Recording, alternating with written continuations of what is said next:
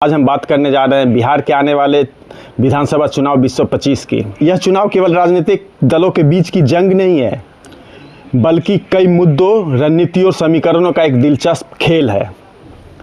आज हम ऐसे सबसे 4 बड़े मुद्दों और रणनीतियों का विश्लेषण करेंगे जो इस चुनाव का भविष्य तय कर सकते हैं। पहला विषय है जातिगत समीकरण।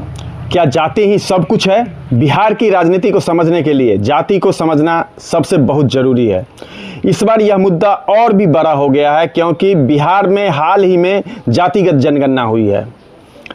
अब जब आंकड़े सबके सामने हैं तो हर पार्टी अपने हिसाब से वोट बैंक साधने की कोशिश कर रहा है। महागठबंधन जातिगत जनगणना को सामाजिक न्याय की जीत बता रहा है और आरक्षण का दायरा बढ़ाने की बात कर रहा है। वहीं एनडीए भी अपनी तरफ से पिछड़े वर्गों को लुभाने के लिए नई योजनाएं और वादे कर रहा है। क्या यह जाति कार्ड इस चुनाव में फिर से चलेगा या इस बार युवा और विकास जैसे मुद्दे हावी होंगे? यह देखना बहुत ही दिलचस्प होगा। दूसरा विषय है किसका पलड़ा भारी रहेगा, रोजगार का या विकास का?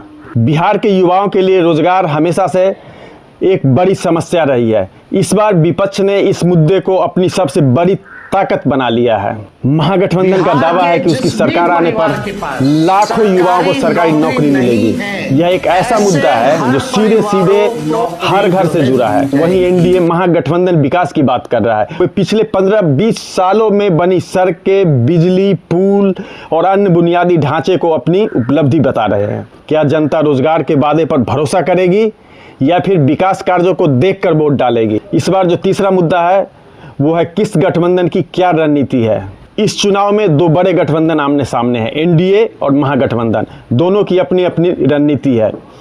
एनडीए की रणनीति नीतीश कुमार के सुशासन और नरेंद्र मोदी के चेहरे पर टिकी है। वे बिहार में एक नए विकास कार्यों को गिना रहे हैं और साथ ही केंद्र सरकार की योजनाओं का भी प्रचार कर रहे हैं। उनका लक्ष्य जातिगत समीकरणों को संतुलित करना और कानून व्यवस्था के मुद्दों पर विपक्ष को घेरना है। महागठबंधन की रणनीति मुख्य रूप से तेजस्वी यादव के युवा चेहरे, जातिगत जनगणना और रोजगार के वादे पर आधारित है। वे सरकार विरोधी लहर को भुनाने की कोशिश कर रहे हैं और युवाओं को यह संदेश दे रहे हैं कि बदलाव का समय अब आ गया है, अभी नहीं तो कभी नहीं।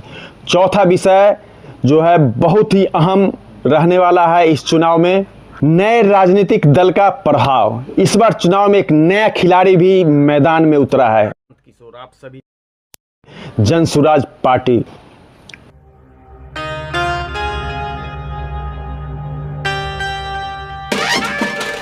वे पारंपरिक जाति और धर्म की राजनीति से हटकर विकास और जनता के मुद्दों की बात कर रहे हैं। भले ही वे खुद को किसी महागठबंधन का हिस्सा न माने, लेकिन वे दोनों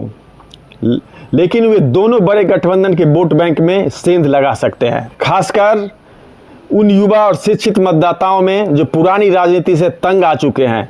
क्या वे बिहार की राजनीति में तीसरी ताकत बन पाएंगे? अब निष्कर्ष यह निकलता है, यह चुनाव में कौन जीतेगा यह कहना मुश्किल है। यह चुनाव विकास और रोजगार के मुद्दों और जातिगत समीकरणों के बीच एक दिलचस्प जंग होगा। जनता किसके वादों पर भरोसा करेगी, इसका जवाब तो चुनाव के नतीजे देंगे। वीडियो देखने के लिए धन्यवाद। अगर आपको यह विश्लेषण पसंद आया हो तो लाइक करें, शेयर करें हमारे चैनल को सब्सक्राइब जरूर करें। मिलते हैं फिर अगले वीडियो में। धन्यवाद।